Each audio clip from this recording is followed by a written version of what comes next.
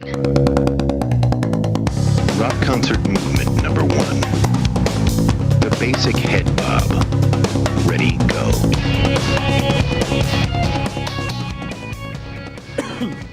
Hello. Brad, well, how did I just move the camera all over the place here? Chilling out, maxing, relaxing, shooting some b-ball outside of the school here on a Friday afternoon. Up to no good. Thanks for coming along. Phone number is 244-0077. All are welcome. Some are capable. Email radiobradshaw@gmail.com and follow me on Twitter. Twitter.com/radiobradshaw. Just go to thebradshawshow.com. It's got links to show archives. All the contact info is there. I'll hook you up. I'll help you out. Coming up on the show today, you might be surprised. Oh, no. Are you serious?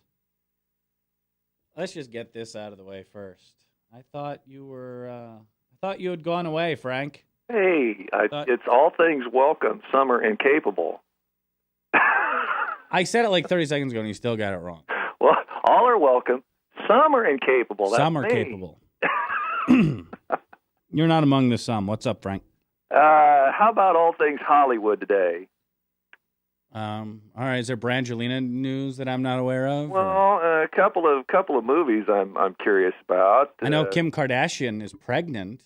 Well, you got So, Kanye, I'm gonna let you finish. And got a Osama bin Laden movie coming out today, and I'm just curious if anybody gets killed as a result of this movie premiere or this movie coming out. I wonder whose fault this is going to be. Probably people with guns. I don't know. I don't think anyone's going to go shoot up the Zero Dark 30, but hell, they were going to blow away a Twilight theater. Overseas. So. I'm talking about overseas. Any. Well, no, I don't think this is a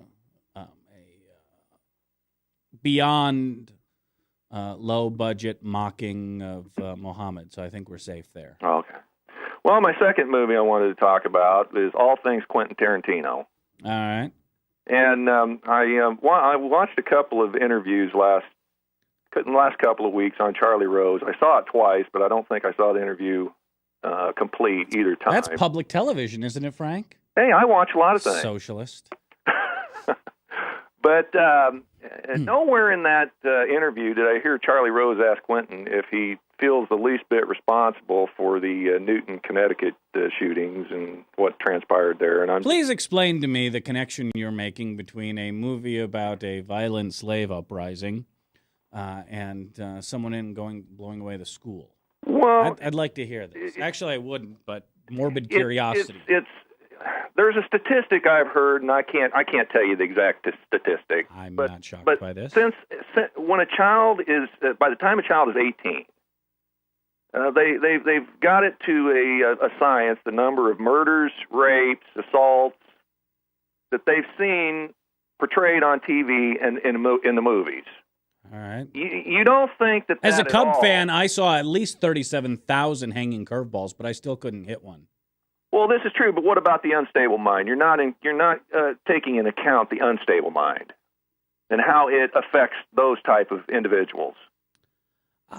Yeah, I don't know if any direct causation has ever been linked between those. I know whenever there is an episode of gun violence, and we saw this again with Sandy Hook. The typical, with my apologies to Todd Aiken here, attempt to shut that whole thing down, and by that thing I mean any talk about guns, is to literally bring up anything but. We'll talk, we'll go the full Tipper Gore and blame it on Marilyn Manson, or when Wayne LaPierre finally breaks kind of the NRA radio silence. Now they've got this down to an art. I mean, somewhere in NRA headquarters, I would put money that there is some sort of spreadsheet or chart that has been made up. Well, why are they doing this, though? Okay. When, depending on the severity of the gun violence, we will go dark. They shut down their Facebook page. They went quiet. Well, is it on Twitter for X number of days? Like it was like 5 or 6 days for Sandy Hook. Meanwhile, you can go blow away a Sikh temple in Milwaukee, and that's only like a day and a half. Anytime there's a shooting, I can count on my watch how long it will take the left-wing media to come out and start with the chant about doing something about handguns. I mean, it's so predictable, even you're predictable. I mean, I sent you an email the next day after the shooting, and I thought your show is so predictable today. Because the show hasn't even started, Frank. Well, I'm just explaining.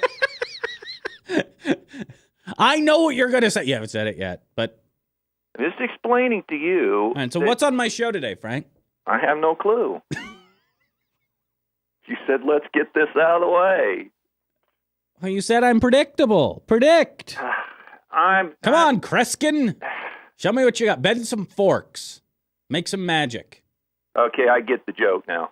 Okay, but the point being, the day after the Sandy Hook, I sent you an email, and I predicted what your show would be about. And I listened to your show 2 Probably days about in a gun row. violence, considering that was And if Dan wouldn't have been there to give a little sanity to the 2 days in a row I listened, you would have went off on your typical bent of, let's do something about guns. My take the day after was, I don't know what the answer is, but we need to ignore the folks who want to change the topic, obfuscate the conversation, bring up anything but.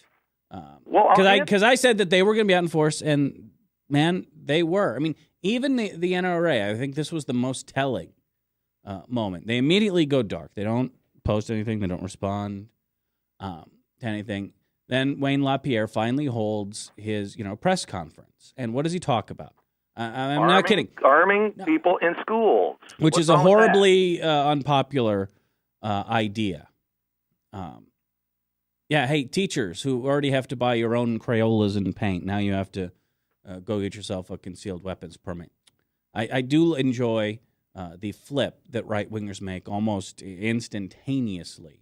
Catch whiplash from their greedy union thugs to now we want to give them guns. I thought that was kind of cute. But it was telling when the NRA comes out. They trot out the same damn list that they have for years. It's still American Psycho. It's still natural born. Okay, but do you know Psycho in the killers. 1960s? Speaking of Psycho, there was not one stab wound portrayed in the movie Psycho. All right. Alfred Hitchcock's movie, there was not one slash, there was not one stab wound in that movie, but yet it scared people crapless. Mm-hmm. Why do we have to have so much gratuitous violence in this country portrayed on our silver screens and on our little TV boxes in our living room? Why is that necessary to get the point across?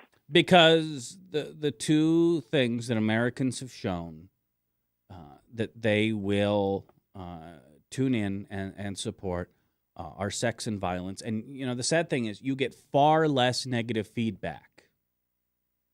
I remember this distinctly, and again, this is where my background comes in. There was an episode of Star Trek Deep Space Nine. Just work with me here. Give me a little leeway. Where a female Iowan, actress kisses another woman.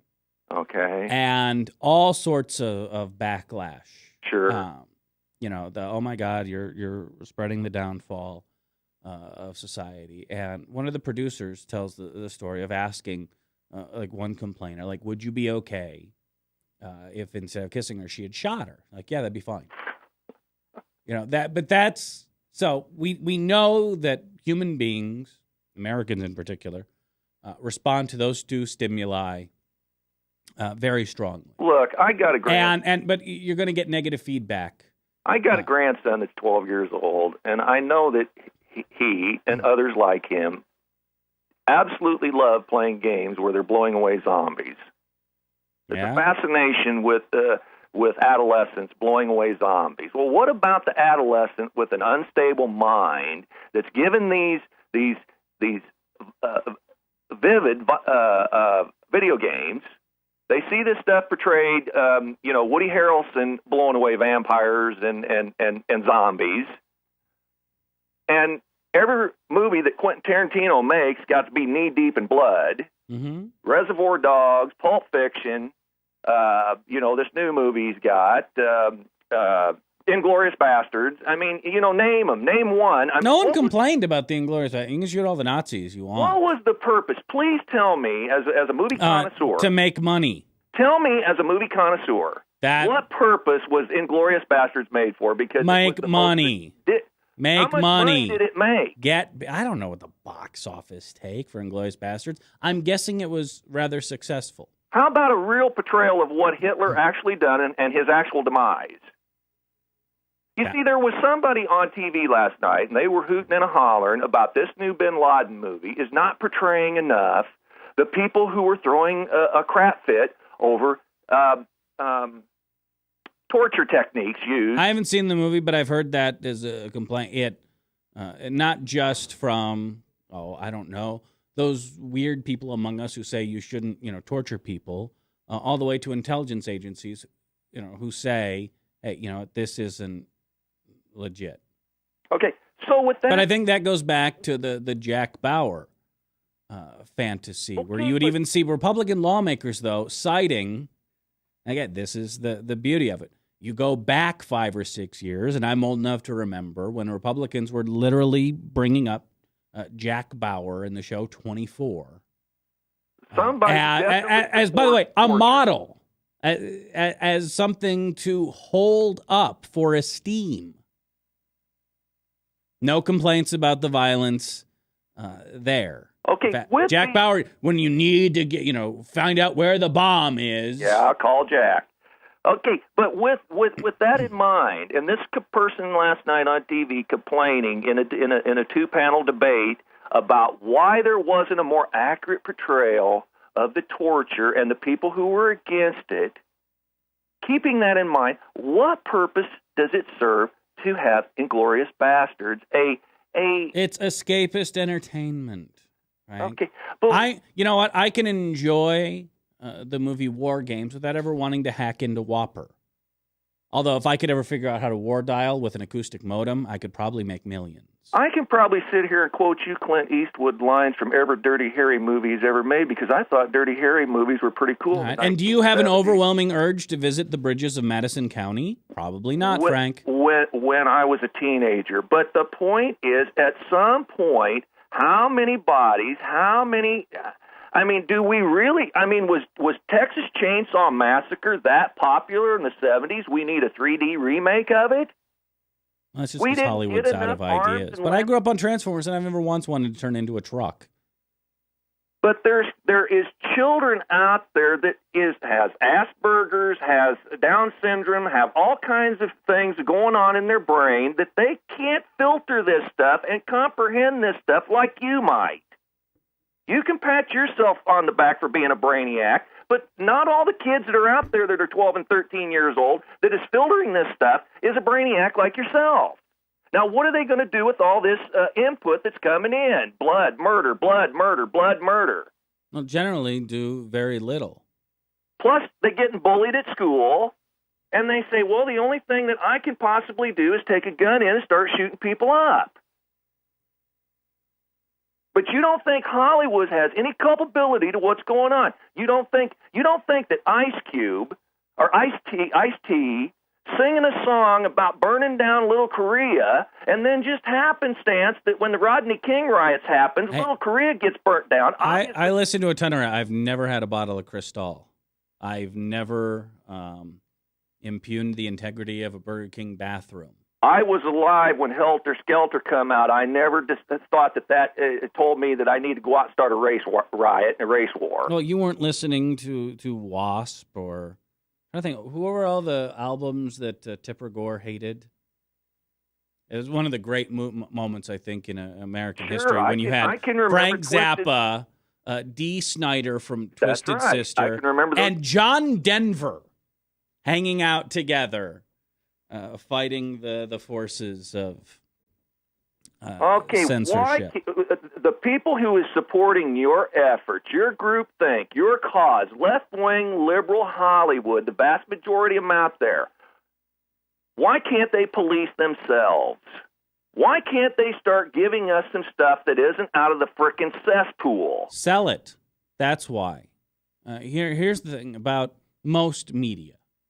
It is there are obviously exceptions, especially when cost cutting is involved. But for the most part, media is a great democracy, which is why if people watch it, all right, you get more of it. It's also the media industry is very imitative, which is why Nirvana will hit big, and it kind of devolves itself into Creed in an attempt to bleed that trend dry. I understand. So, that people will eat understand the cow, if people and then, will show up. If people wanted to watch remakes of The Music Man, I would love if they would go back to making cheeseball 80 comedies. I understand. I want to see more License to Drive movies, not more Police Academies because we've had way too many. Right. But I would love if they would make, Bachelor Party. Okay, but what about Wayne's World 5? Would you agree that when you go to a movie and you laugh really hard, would you agree when you go to the next one you want to laugh just as hard, equally as hard, or more? And it's the same thing's got to stand. Depends if that movie is Transformers: Dark of the Moon, because then I cry. And the same thing has got to stand true with horror flicks and murder flicks. If you showed X amount of blood the first time, and that didn't sufficiently scare the crap or gore the crap out of the viewers, well, then the next time you got to ramp it up that much more. Again, I don't know how many people have watched Army of Darkness, but I haven't seen a bunch of people demanding to shop smart at S-Mart. It's an effort to change the conversation. Now, is there a separate conversation about America's desire to see these things and our willingness and downright excitedness to support these things with our dollars? Well, you know what? That's probably I think you would want to know, why are the reasons that Americans want to see these movies, that America demands? You don't believe in God, so obviously you're not going to believe the same answer I have for this, or the same solution I have for this that you have. Obviously, I think making any further restrictions on guns is like putting a Band-Aid on a cancerous lesion you have on your arm with some salve and a Band-Aid without treating the actual cancer cells that's causing the lesion. All right, the shorter way of saying that is treating a symptom but leaving the disease. But go on. With that said, you don't believe in that. So along with the other contributing factors, the mental health factors, the bullying in school factors, the violent videos. Oh, hold on. Actually, no, I rewind, because I'm a big proponent of forcing schools administrations to deal with bullying. It's been the right, particularly of the religious-minded, who have fought hard against bullying legislation. Now, they do it because they, I don't think we have to have any further legislation about it. Let's just... Oh, we absolutely have to, because, and like we saw in Iowa, and this is where Iowa's bullying law comes in. As I said to you on your show before, what Iowa's bullying law does... A gay guy, a black guy... Hold on, Frank. Rewind. What Iowa's bullying law does is not allow school administrators to look the other way, to just ignore. Why should they look the other way? Well, because they were doing that. Okay, why?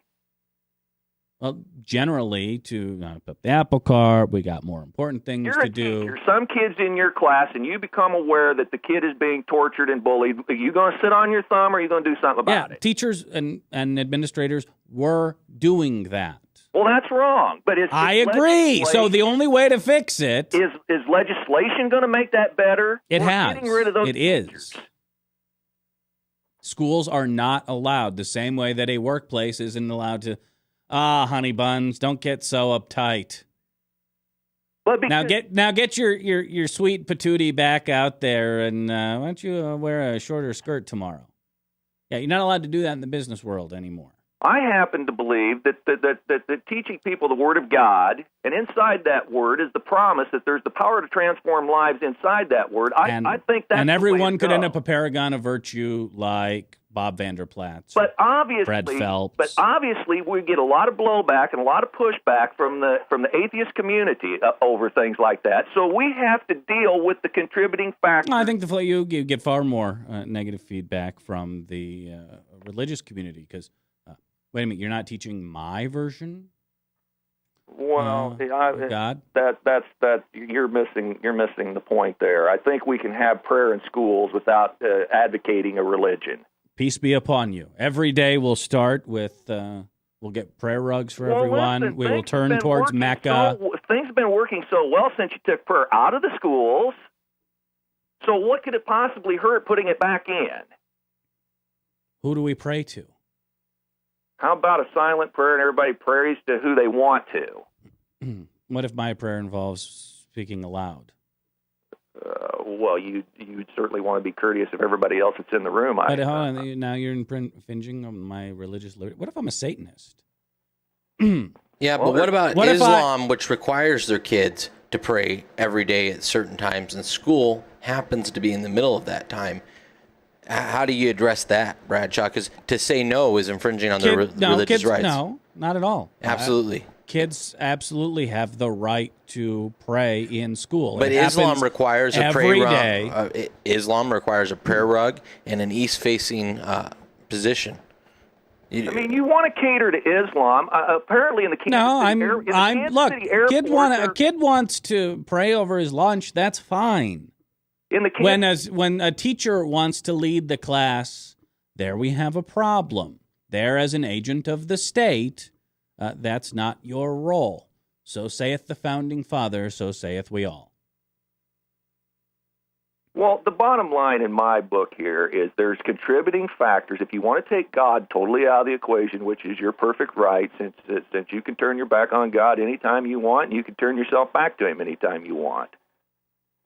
But since you want to take God out of the equation, you have to look at the contributing factors to the gun violence. And I'm saying as part of that factor is the violence in movies, the violence in music, and the violence in the video games. But and this is the canard we've been hearing for 30 years. You don't dare say anything about the left-wing Hollywood who is portraying Frank, what did I just say like 5 minutes ago? I think it would be a fascinating, long-term, in-depth study on what draws Americans to these things. I think it would, in the end, and this is, armchair sociology, many of the same reasons that we enjoy the Maury Povich show, reality TV, and that is generally most people don't lead very exciting lives. It goes back to, the 1950s, an era you enjoyed because there was prayer in school and black people knew their place. They had their own special drinking fountains. Yeah, that's it. Why did the soap opera phenomenon hit like, a bomb? Because you had a bunch of housewives with really boring, lives who enjoyed soaking in the drama of others, Palmolive style. Well, it's not like that facet of the human condition just disappeared. I understand that, and there's nothing new under the sun, so you got to keep regurgitating and putting a new ribbon on everything that is put on television. So people like escapist fare; they always have. But I'm talking about if you take a comedy. I happen to like Will Ferrell comedies. The guy's probably one of the funniest guys in Hollywood going right now. But the problem Burn him. But the problem is, when you laugh, you want to laugh again. And I would only assume that when you're watching a horror movie that's scaring the bejesus out of you, the next time you watch one of these things, what they portrayed before is not going to scare you. So you got to pump up the volume. I would love to see a sequel to Pump Up the Volume.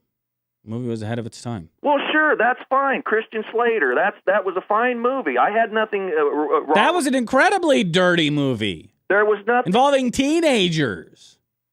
It's teenagers and a teenager can't speak in public, but he's got a voice and he's got things he wants to say, so he finds a way to do it on the black market, so to speak.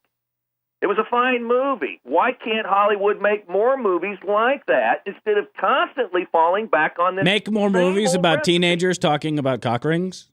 Is that what we're demanding now, Frank? Careful what you wish for. I have no problem with that. I have no problem, with ideas as long as I. Can I say that? By the way, am I on the? That's definitely gray area. Well, I don't know. White Castle spells chicken rings. That's kind of the same. Just depends on the gender of the chicken. Don't go me into these conversations, Brad. You're the one pressing the button, so I am pressing the button, but you're looking at me asking me. You have a semblance of. Can I say that? No. On the internet, you can say whatever you want. Have you seen some of the stuff you watch on the internet? Because I have. I have seen all of the stuff I watch on the internet. Yeah, because you've pulled me in to show me something, not telling me what it is. So I'm pretty sure you can say whatever you want on the internet. Who knew that meat spin wasn't something they had on the menu at Five Guys? Listen. That's all I'm saying. Okay, get your mind out of the gutter. All right. Arnold Schwarzenegger's got a new movie coming out. Yeah, there's a guy who hasn't made any money off of portraying graphic violence and Republicans wanted him to run for president. The whole trailer before they cared about birth certificates. The whole trailer that I just watched in the last 20 minutes was guns exploding and violence. Now, can anybody? So is he part of the decadent liberal Hollywood? Just see where we're standing here. I happen to think that we can have comedies without using every sexual innuendo, double entendre, whatever you call it. I would agree, but unfortunately the market disagrees with that. So Everybody Loves Raymond is going to get better ratings than Community, and America deserves to die. How are you ever going to change the culture and the mindset of wanting this stuff unless you offer something else? Offer other alternatives. There are other alternatives. You were watching PBS. Listen, not professional wrestling. There are options, Frank. Listen, I've told you this before. I get a kick out of Family Guy as much as the next guy. Okay? But I wonder if this episode will have that joke where he stubs his toe and goes ooh for way too long so that it becomes uncomfortable. But I don't know what you're talking about. I don't watch Family Guy. But I grew up watching Andy Griffith. I grew up watching shows that you didn't. They were funny, hilarious shows, and you didn't have to have sexual humor at every joke. I mean, there was a few little sexual humors in Andy Griffith underneath the surface. The one where Barney was getting... How many channels, I mean, honestly, how many shows did the Andy Griffith Show have to compete with? Two? There was a lot. One in some places, none in a good chunk of the United States. How many would it have to compete with now? But what's next? If we don't draw some line in the sand, what's next? Are we going to have graphic? Ow my balls and Monday Night Rehabilitation. I mean, it's like the WWE wrestling thing. I watch WWE, but I ask myself sometimes, what do they got to do next? I mean, do you have to kill somebody, purport to kill somebody in the ring, and they're going to disappear? I mean, no, people stop tuning in to stay in school, say your prayers, take your vitamins. I understand. There's no good guy in WWE anymore. Hold on. So what? Well, if you're Vince McMahon, what would you have done?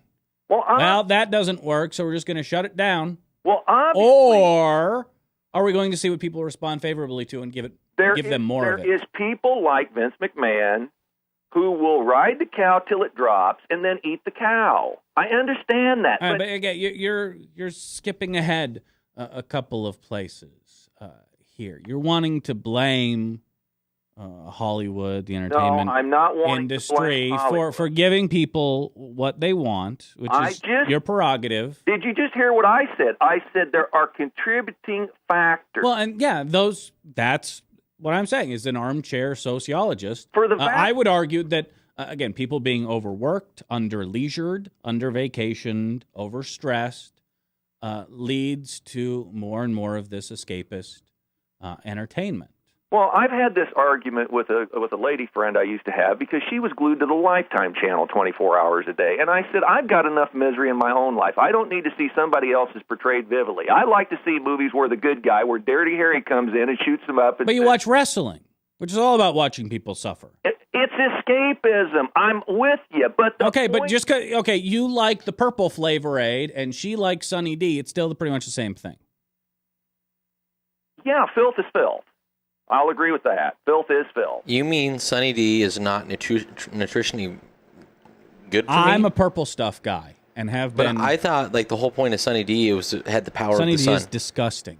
But it's nutritious. So is Ovaltine, but it's good for you. Okay, let's take what you're talking about, Sunny D.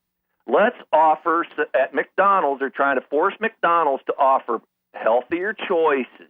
So let's, in the media, in Hollywood, let's start offering healthier choices. Well, we already have that to a degree, whether it's, and certainly things like Safe Harbor, family hours have been diluted, but that's the market at work. We used to have very stringent rules. If things aired during family hour, there had to be educational messages. There had to be. Remember when they tried to reboot Battlestar Galactica the first time?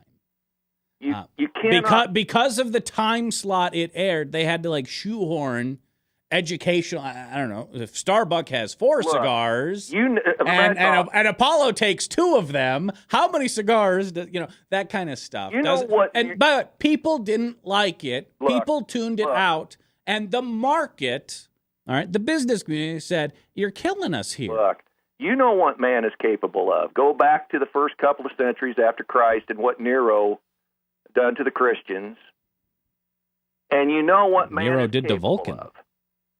So my point is, do we want to go back to the gladiators? Do we want to go back to the arenas where we put Christians to death, burning them at the stake, pulling them apart by wild animals? Bread and circus is a lot more economically feasible when you can bring back the actor the next week and not have to actually kill him off. Okay, so at some point, WWE... That's progress. At some point, WWE has to start censoring themselves or people's going to start lusting for blood in the middle of... They're going to start lusting for somebody to die. That's the thing, in the middle of the ring. and this is where I disagree with the folks who want to change the gun conversation. I don't think WWE makes anyone want to put on a Speedo, some tall boots, and a feather boa. Because every time there is some teenage boy about somewhere between 11 to 13 years old that takes his little sister and Paul drives his little sister or little brother in the carpet and they end up dead. That happens all the time because of WWE. They had to get. I watched the new Three Stooges movie. They took a. Well, you're talking about like 6-year-olds with poor impulse control. Yes, I played G.I. Joe. I didn't have any red or blue lasers growing up, but we still played G.I. Joe. Butthead, why does Jackass, why did the Three Stooges movie have to have a disclaimer after the movie? Because Mo ran... Because teenagers are 8 feet tall and bulletproof. Ask any teenager. Mo ran a chainsaw over Curly's head in the middle of the movie, and they had to have a disclaimer at the end of the movie, the 2 producers of the movie, to say, don't do none of this stuff at home. Why is that? I just explained it. I just told you. Because we've got all the fathers out of the home, we got the mothers working, we got the kids in health care, in daycare, and nobody's teaching the kids any moral. Yeah, but again, rewind to even your rose-colored version of the 1950s, and remember when Elvis and his gyrating hips were going to be the downfall of Western society. And go back even further than that rascally young talent from New Jersey calls himself the chairman of the board, some Sinatra fellow, is leading young people to a life of sin and folly. I'm not kidding. You can go back to the time of Socrates. When my mother... All right, who knew something about the purple drink. Would argue that kids in his day... Okay. Didn't respect their elders, though. Or didn't have the work ethic. Do you look at any of the body mutilation that people are doing, such as taking a fish line and running it through their tongue and splitting their tongue, splitting their... I don't get the lip things. And now you have moms with eyebrow rings. Listen, I'm going to tell you a little story. In 1956, Elvis was here in town, and my mother was sitting in the back seat of Elvis's limo and actually kissed Elvis. Maybe I'm related to Elvis. I doubt it. But the point is... More likely related to Elvis or Genghis Khan. We need. Where's Maury Povich now? We need him and his services. But you brought up Elvis, and every generation has to shock the next generation and shock the next generation. What is? But at the end of the day, was Elvis all that shocking? No, he was a pretty straight-laced guy. It was, no. Hoover. He wasn't a very straight-laced guy. And he wanted to report to Hoover about all the downfall of U.S. society.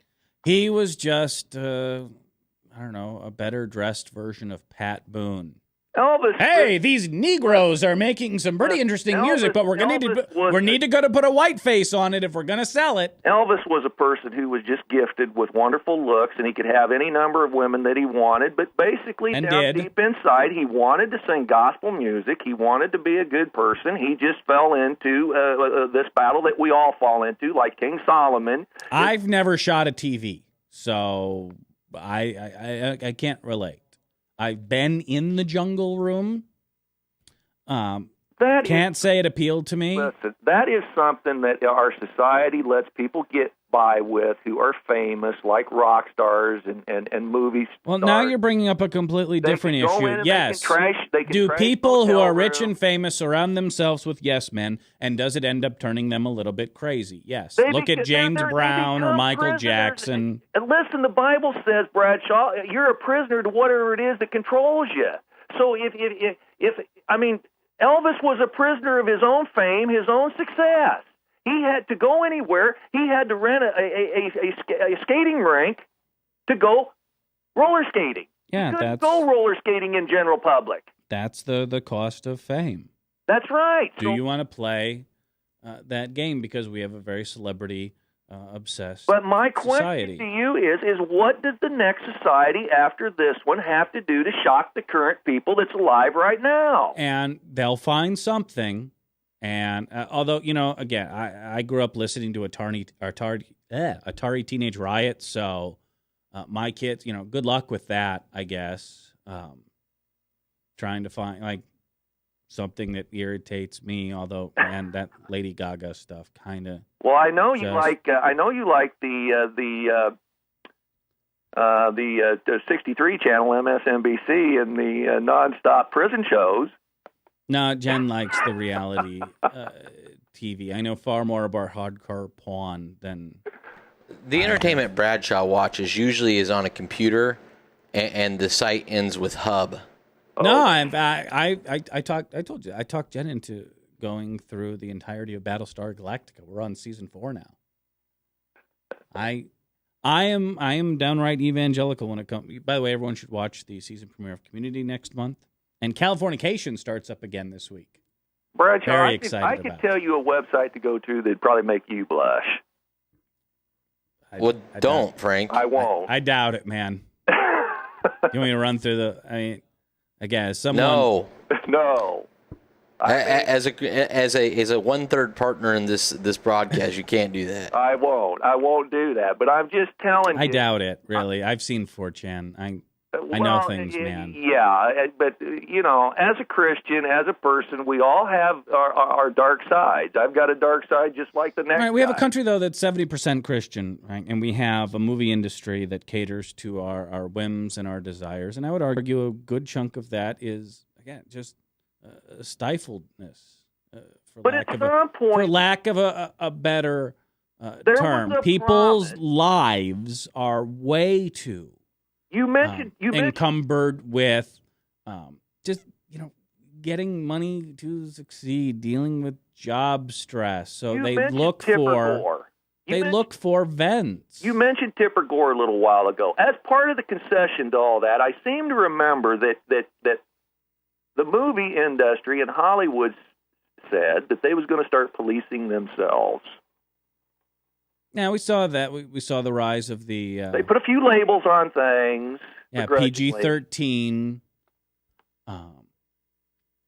label to give kind of a middle ground between, a PG movie and an But what happened to that when Al Gore ran for president in 2000? All that went by the wayside because Al Gore had to immediately suck up to Hollywood for fundraising. Well, no, years before that, Tipper Gore lost and Dee Snider won. What did he win? What did Dee Snider really win? That became a losing issue politically. Dee Snider was a one-hit wonder. 2. And who knows if he even wrote the song. And not to was in Pee Wee's Playhouse, was a successful radio host for a while, and was just generally all around awesome. I didn't think of much of Frank Zappa in the 1960s. I'm not surprised. I mean, I was too busy. You were wearing, I was too busy with Led Zeppelin and Pink Floyd and Black Sabbath and things like that. Please, you were a disco fan. Well, I like the Bee Gees.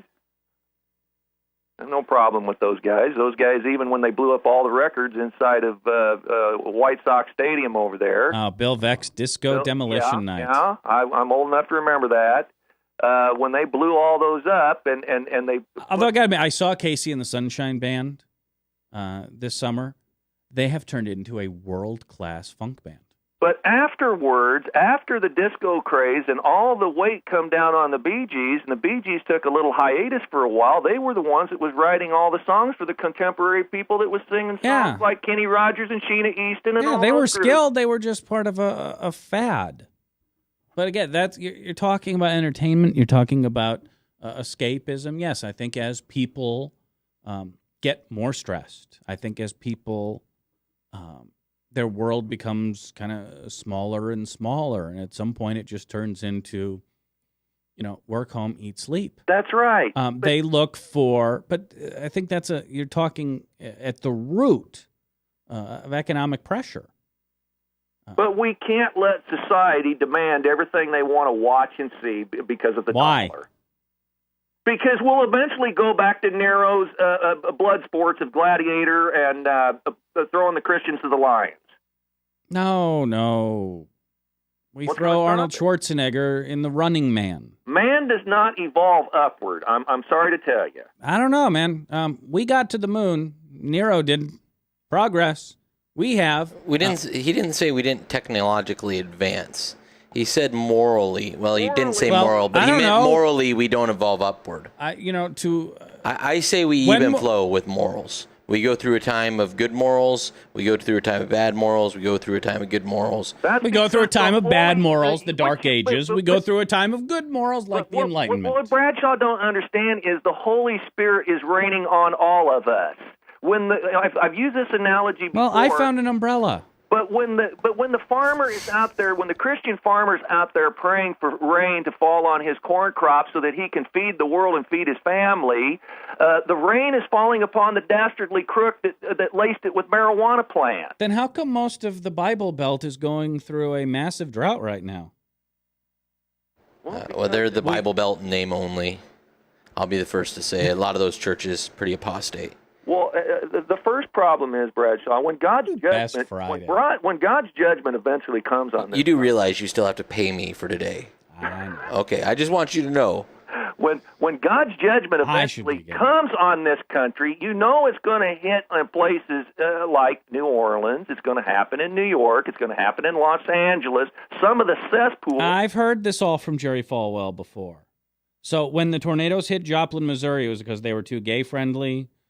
Too abortion-friendly. They let women speak in church. Well, what was their sin? I'm going to tell you.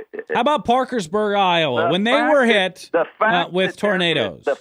First off, when Satan rebelled and was kicked to this earth, he's the god of this earth, so he runs the place. And the fact that there is a sunny day ever is only due to the mercy of God, because if it wasn't for the mercy of God, it would be continuous havoc daily. I saw it was free apples. The sunshine comes up and shines every day and grows some food for us to eat. You better be thanking Jesus Christ for it, because if it wasn't, I'm glad that our planet lives in a habitable zone. The Bible says that there's 4 angels standing at the 4 corners of the earth, holding back the winds of strife.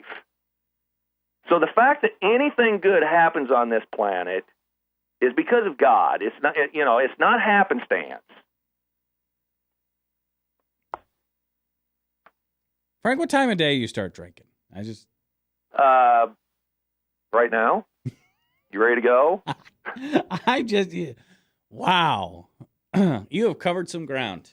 Well, sure. Give me a microphone. I'll cover some ground with you. I thought you weren't going to call me anymore. I told you I was going to not talk to you about politics. You know, Frank, for $1 a minute and then $20 for your producer, I can get you your own show.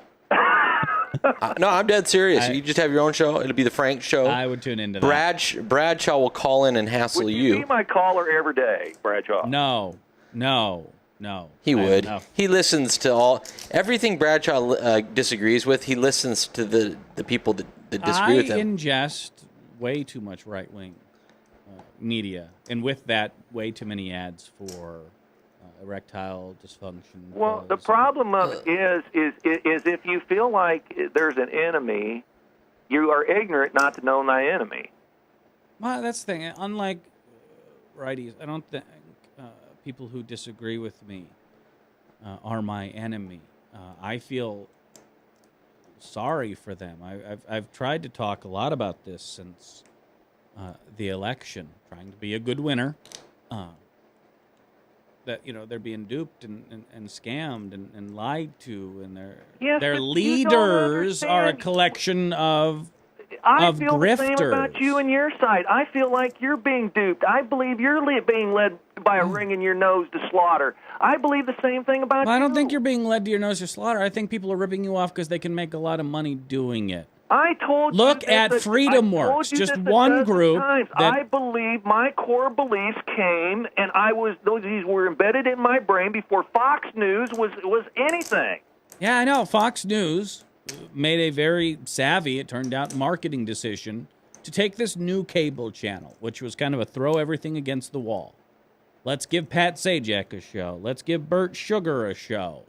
They literally put on the Hannity and a liberal to be named later show. But hold on. They found out what worked, which was the angry white man demo. And Roger Ailes knew exactly. Angry white man. Angry white man. There's nothing wrong with that. That is a marketing decision that Fox News made. That was a programming decision. Now, hold on. By the way, one could argue. White man. One could argue that perhaps the Fox Newsification of the right wing has been far more destructive than any Quentin Tarantino movie. Oh, come on. That gives rise to the Sarah Palins of the world and dare I say, a grossly uneducated the Sarah Palins of the world electorate. What exactly is wrong with Sarah Palin? The fact that she was almost one 73-year-old heartbeat away from the presidency. Well, I happen to think the retarded Joe Biden is an atrocity to have one step away from the presidency. He can't. He walks out of his house in the morning and he puts his foot in his mouth. What about Chuck? Stand up, Chuck. Give us a round of applause for Chuck here. Stand up. Oh, sorry, Chuck, you're in a wheelchair, buddy. Sorry about that. Then why couldn't you beat him? Biden is.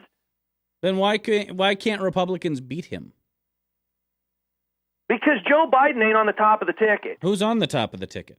Barack. The man that you guys think is the most evil, awfulest, most socialist, most Marxist, incompetent, tyrannical, blackest president ever, and you can't beat him. Wait a second. And it drives you nuts. He is, in fact, the blackest president ever. You can't really deny that. As a Bill Clinton voter, America's first black president. I think that's insulting to black people to call Bill Clinton black. Has Barack Obama ever played the sax on the Arsenio Hall show? No, but that doesn't make him... that doesn't take away from his race. He should be proud of his race and culture. I think it's perfectly acceptable. I'm just saying. I happen to the root of this is you can't beat him, and then that drives them nuts. I happen to have supported Obama against Hillary in the primary. I was pulling for Obama. In fact, the very first time I talked to you, and you may or may not remember this, I called your station and you answered the phone. And it was over the mess over. Hillary was going to demand that those votes be counted in Michigan and in Florida. And I said, well, what did you think of that? And you said, well, I said something about listening to something. You said, well, that's your first mistake. But the bottom line is, I supported Barack over Hillary because I thought getting Hillary would be the mark of the beast.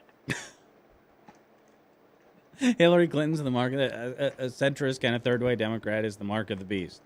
And you guys got low standards. Okay, so I'm telling you, what I'm trying to explain to you is... Clinton Carpathia 2016. Let's make it happen. What I'm trying to explain to you is that I have no problem with the color of his skin. I have no problem with a black president. I just happen to disagree with his politics. I happen to disagree with his social slice liberalism. Wonderful. America disagrees with you. So why can't I do that without being some implication that I'm racist? No one's saying you can't, Frank. Huh? But you got to admit, certainly the crazy dial's been cranked up the last 4 years. Why? Because we don't like somebody come on TV and said the guy plans on in the next 10 years running up another $8 trillion worth of debt. When is enough debt enough? I mean, you can go back and you can talk about what debt George Bush and Bill Clinton and I'd say Ronald 36 Reagan, blah, blah, blah. billion But how much debt is enough debt? We'll go 40 trillion. You know, Bradshaw, though, something... Depends on the amount. If I have a $10 economy, $5 in debt is probably a big deal. If I have a $1 billion economy, $5 is significantly... Let's go back to perspective here, though, Bradshaw. You just said that for the last 4 years... It's been crazy because, we hate Barack Obama as conservatives, well, right? Now, to be fair, it was the same playbook used against Clinton. And it was okay to say anything about Bill Clinton. That's just part of the playbook. Fair enough. I'm not even going to argue that point. We feel the same way that it was against Bush 41 and Bush 43. We feel like every liberal complained and badmouthed, and it was entirely frustrating, which is part of why you don't... Did we ever get to a point, though, where a majority of liberals believed that Barack Obama or that George Bush was ineligible to be president? Because that's a common... But that's a different... But it's a different issue. No, the birther issue... They said he stole the first election. A majority of Republicans did say that in 2009. Yes, that he stole the election.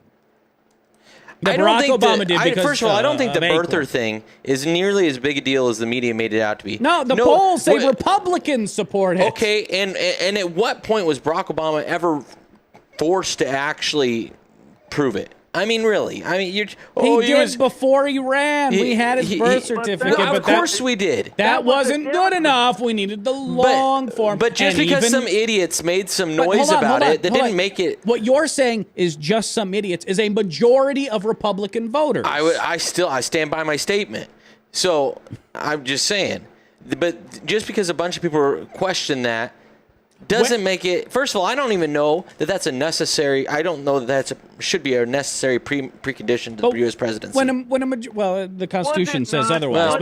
We've already decided the Constitution can be changed. So if the people want it changed, then it should be able to be changed, correct? Well, of course it can be changed. That's why we have so many amendments. Then I can still say that I don't think it's necessary. Natural-born citizen is not open to interpretation unless you're Steve King. Was it not a Hillary Clinton operative, Harold Ickes, who dug up that little gem for the Clinton campaign about his question on citizenship, and then you're wanting to dump it all in the lap because the Republicans run on it? No, it was a I can't remember the name. It was a Pennsylvania lawyer who brought up the issue. That's right. Absolutely. But then again, there's a difference between bringing it up and wholly embracing it to the point where elected Republicans were afraid to call out birthers because they knew that was a good chunk of their base. Al Gore is the one that his operative discovered the Willie Horton deal and ran it against Dukakis. So you going to blame George Bush the first because he ran the Willie Horton ad? No. Okay, so it's the same thing with Clinton. But again, I'm not talking about an ad. I'm talking about, a majority of Republicans believing that our president was born in another country and due to a massive conspiracy going all the way back to Honolulu newspapers in 1961. I wished it just would have played out that Hillary would have went to the convention and thrown her cards out on the table because that's the bomb she was going to throw. And that's the ace card, her trump card. That wasn't the Trump card. She wanted the superdelegates. She wanted to bypass. Away the superdelegates with the fact that he was not a U.S. citizen. No, that was straight from Hillary Clinton's playbook, and you keep... No, it was not. Republicans' book. Hold on. Why are we still talking about birth certificate 4 years later? You're the one that brought it up. But hold on. Why are there still birthers 4 years later? because there's still people that apparently... You're trying to wipe the hands of the fact that your party, and yes, you are a Republican, Frank. No, I'm not a Republican. That your party is filled with nutzos, conspiracy theorists, and losers. And they don't deal with that very well. You don't have any of that in your party. You don't have no nuts in your party? Yes, I don't give the Steve Kings of our party. We get rid of Cynthia McKinney. She's gone. We don't promote her. No, Cynthia McKinney, unlike Michelle Bachmann, was never a front runner for the presidency. Dennis Kucinich is gone. Steve King has a national platform. I like Kucinich. You just use people for your goal and then throw them on the junk pile when you're done, Cindy Sheehan. Yeah, Cindy Sheehan started talking crazy. And you know what we did? We didn't promote her. We didn't give her an $8 million severance package like Dick Armey. You rode that cow as long as you could ride her, and then you ate her when she was dead. She was right about the war. What was she right about? That it was a mistake. Her son volunteered for service. You got to sign a paper to actually get in combat. I mean, I don't see your problem. Right? Where are the weapons of mass destruction? You want to go down that road? I'd say they're in the Bekaa Valley over in Syria. Because in the first Gulf War, Saddam Hussein thought he was going to be funny, and he was going to send some aircraft over to Iran to protect him from being bombed by the U.S. Yes, because Lord knows Iraq and Iran have always gotten along well. Iran didn't give the aircraft back. And I would say all these chemical and biological weapons that the Syrian Frank, leaders... what's the shelf life, just an example of your average chemical weapon? Mustard gas. What's the shelf life? Well, apparently the U.S. has had a lot of it. Mustard gas. What's the shelf life? I don't have a clue. Okay. When did we stop selling these sorts of arms to Iraq? When did we stop? Yeah. You realize everyone wants to talk about Saddam gassing the Kurds. We was funding. We were okay with that. War. We was shipping arms to Iran, and we was shipping arms to Iraq. Ooh, I'm shocked, Bradshaw. And we're surprised that kind of came back and blew up in our face. All we wanted to do was create a stalemate over there, so we wouldn't have one leader with a nuclear bomb controlling half the world's oil supply. Big shock there, Bradshaw. Would you say that plan worked well? Not so well, poorly, or very poorly? It served its purpose for the time, but apparently it don't serve its purpose anymore. Because now we've got chaos that's broken loose over there because we've got people that discovered that we can. Did you say the Shah of Iran was a good investment? Blow airplanes out of the sky, and that'll get people's attention. Before they didn't have an attention. Now that's pretty much been. Ask the folks in Lockerbie. That's pretty much always been. But why is it? An attention getter. When they bombed Saddam Hussein, Gaddafi couldn't run and get in line quick enough. He was ready to dismantle everything. But then when the heat fell off and we started getting all this pressure in the U.S., George Bush lied to us. George Bush this, George Bush that. Finally, you're making sense. Stuff nonstop. Now I'm making sense because now you're beating the crap out of George Bush. But when people turn around and beat the crap out of Barack Obama, that's terrible. I beat the crap out of Barack Obama on a number of issues. Oh, you give lip service to a few things. I think some of the stuff he does on him like a ton of bricks, like you'd come down on George Bush, and you know it. Well, probably because I agree with many more of his decisions. That doesn't mean the bad ones are okay because he's got a D next to his name. How much debt can this country handle before you, Bradshaw, decide we need to do something about Frank, I'll let you in on a secret. Okay. I don't care short term about the debt or the deficit. Now, here's the secret. Neither does Chuck Grassley. Neither does the Fix the Debt people. Neither does any deficit peacock or hawk, whatever term you want to use, who gets in front of a camera or finds a microphone. Dick Armey, the Koch brothers, Roger Ailes, Sean Hannity, none of them care about the debt and the deficit. Generally, when you see people hemming and hawing and grassleying, it is a very convenient way to get access to, say, the Social Security Trust Fund. We pay $400 billion a year on the national debt. That's access that's a lot of school lunch programs. to that's a Medicare lot of cuts on the street. and Social Security cuts.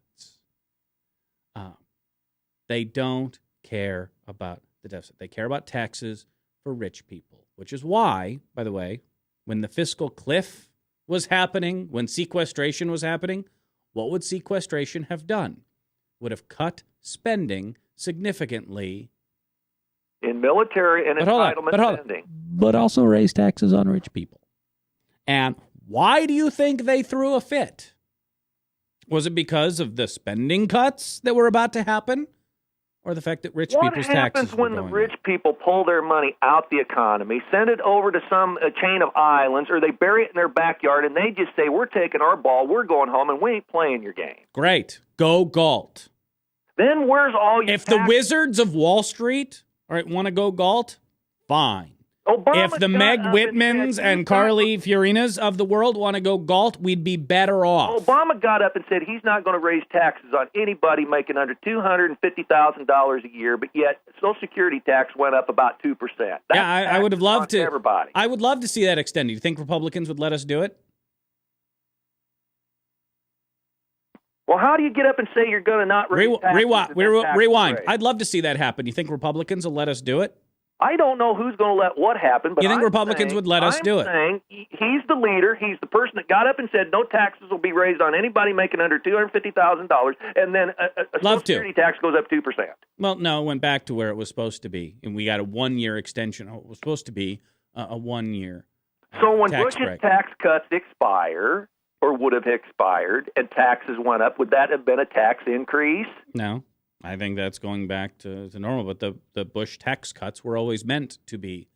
If somebody comes over and steals your dog or your bicycle or some valued possession out of your yard, and they take it over their house and lean it up against the side of their house, and you walk back over their yard and get something that already belongs to you, is that stealing? Yeah. How is it? They got your dog tied I just said, yeah. Okay, so the point is, when Bush gives you some money that already belongs to you, how do you figure that is? But that's when I pay in taxes, it doesn't belong to me. When I buy a double cheeseburger, McDonald's isn't holding on to my money.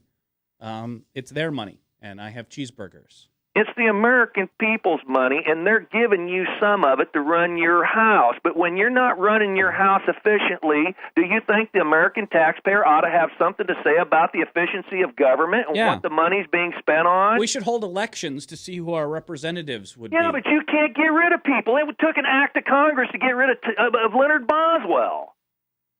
No, it didn't. It took an election. He wanted to die in office. He did. Yeah.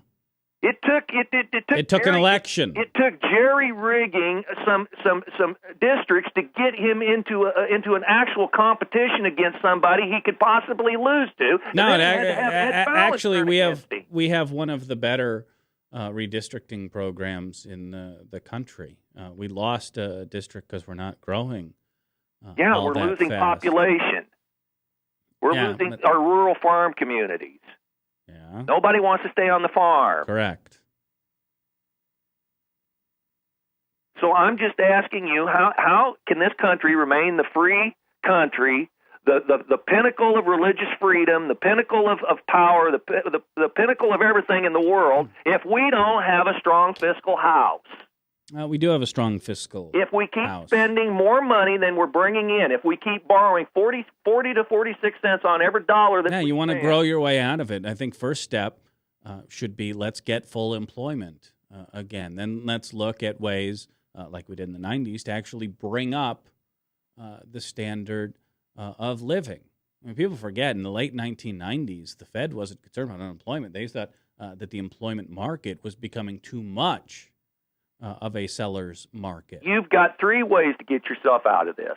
You tax your way out, you cut your way out, and you grow your way out. It's going to take a combination of all three. Well, why? Frankly, Obama's already cut the deficit. The deficit is smaller than when he took office. Now I'm not going to listen to a bunch of voodoo numbers. No, that's Frank. That's the truth, Frank. But he don't tell that's what he reality. I'm sorry it doesn't fit with your preconceived narrative, but that is the truth. This is one of the issues, by the way, I disagree with the president on. Things like pay freezes for federal employees. I don't agree with that. We should be stimulating the economy. Why wouldn't you agree with pay freezes for federal employees? Because when the taxpayer's footing the bill for it all, why shouldn't the taxpayer have? You see, your constant answer is, "Well, go get a better deal." Yeah. Well, what if the taxpayer out here can't get a better deal? What if the taxpayer can't get himself into a better position, but yet the persons that we should collectively bargain. But the people that he has up there working for him make more and have better benefit packages than he does, has better health care, has better packages than he has. But you constantly telling the taxpayer, well, go get yourself a better deal. I'm guessing Tom Latham has a better education and better credentials than you do. I'm sure he does. So you should probably... Wouldn't you say? But that's not the point. It's all right with him getting more than you? These guys get in office. They believe they're entitled to office. I'm telling you, they may believe they're entitled to. Leonard Boswell probably believes that he's entitled to office. Frank, is Leonard Boswell in office right now? No. Why is he not in office right now? He got beat, but it took gerrymandering to get it done. We don't gerrymander here in Iowa, Frank. You don't know what the term means, or you're misusing it intentionally. No, but they combined the districts. Yeah. And it pitted Latham up. It pitted Chris and Boswell lost. King. It pitted Latham against. I'm not sure, even in the old Iowa 3, in the old district, I'm not sure Boswell would have won. He did far too much to tick off his constituency, and in the end, his efforts to bend over backwards to appease Republicans hurt him. If he would have won, he would have dropped the lawsuit against Mr. Fowler. Maybe not. Because he lost, he's on a vendetta to get Ed because Ed turned against him. Turned? Ed's been pretty against him. Well, yeah, rightfully so. But the bottom line is to the whole thing. He thinks he's entitled to that office, and I think he didn't want to come home. And yes, I think it was the general consensus. He wanted to literally die. He literally wanted to die in office. But it's up. But guess what? We voted him out. I didn't vote for Leonard Boswell.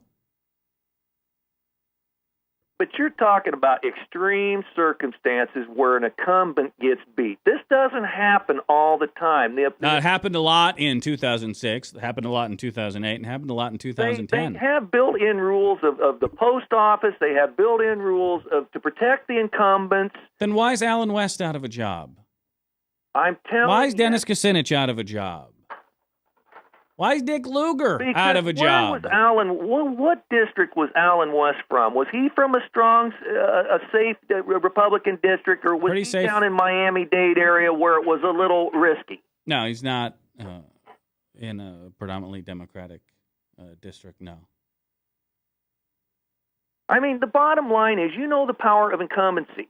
There's power in incumbency, and to ignore that, you're ignoring the obvious. But the point is, yes, we know incumbents have advantages, but that doesn't make them invulnerable. They do eventually get beat, Tom Daschle. Yeah. I know people get beat, but the problem of it is they've got a system that helps sustain and helps protect them. Okay, but at the end of the day, it's up to us, the voters, and if we vote them back in, well, then it's on us, really, isn't it? Frank, appreciate the call. That was, I was actually ill and not well today. That just made it really easy. So I apologize. Anyway, we'll reconvene on Monday. Go to the website, bradshawshow.com. Email me, radiobradshaw@gmail.com. And no, do not send me more email or Twitter requests for the Frank Show. I want nothing to do with that. I'll see you Monday at 1:30 here on the Bradshaw Show. At Radio Bradshaw on Twitter. I will see you then. Have a good weekend.